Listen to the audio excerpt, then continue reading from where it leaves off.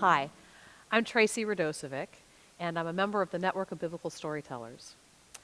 I have found in my years of telling biblical stories that most of the stories are much more complicated and multidimensional and layered than we might originally realize. And this story is no exception.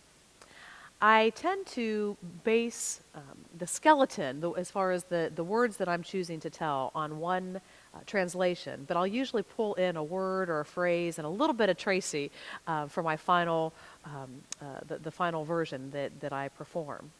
And one of those examples is in the beginning, near the beginning of this story, when Jesus sets out for Galilee.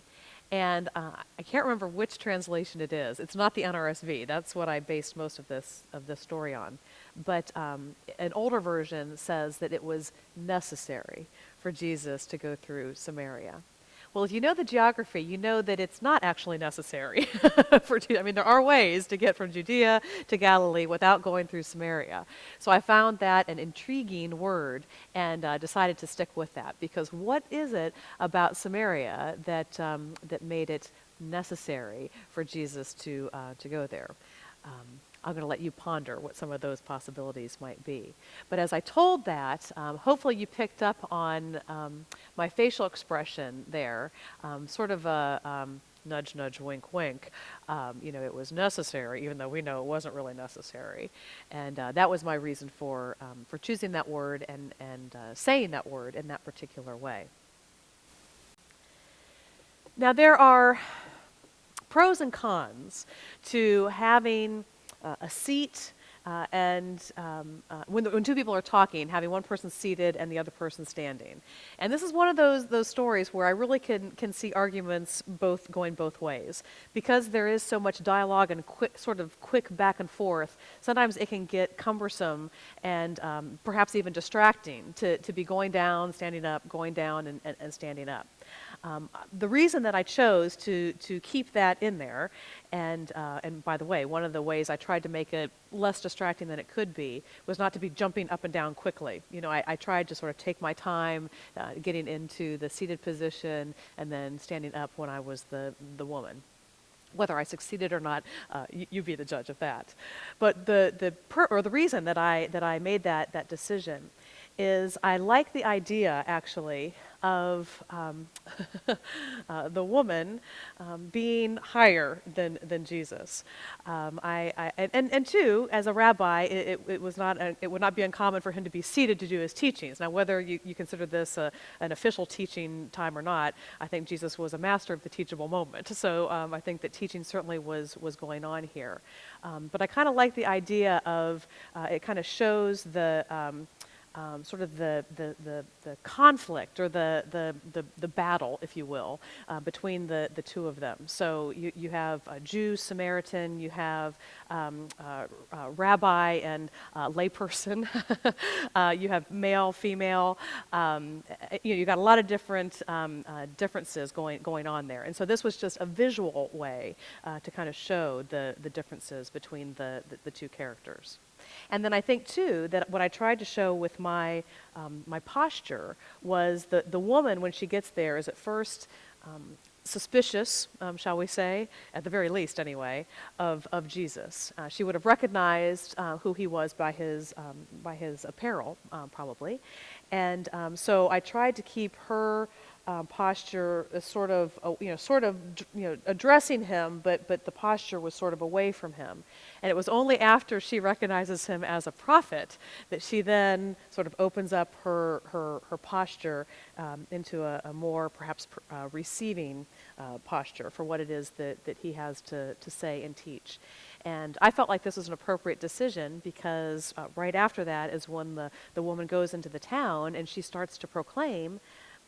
She's still not sure, and she questions it, but at least she's articulating, could this guy actually be the Messiah? Now, this woman, not unlike many other women in the Bible, whether rightly or wrongly, has a bit of a bad reputation among some circles. I tend to think that this reputation, i.e. she's a prostitute, is unjustified. I cannot quote who was speaking or what conference I was at, but years ago, I was in the audience of a presentation where the person suggested, and again, we don't know, but suggested that the reason that this woman had had 5 husbands and now was with a 6th man was the fact that she was barren and had not been able to produce children, and more importantly, sons, for any of these husbands. So the school of thought was that they had kicked her out, and that was why she had had so many husbands. Which actually, that makes more sense to me than the fact that she was a prostitute, because I'm not sure if all those men would want to be married to prostitutes.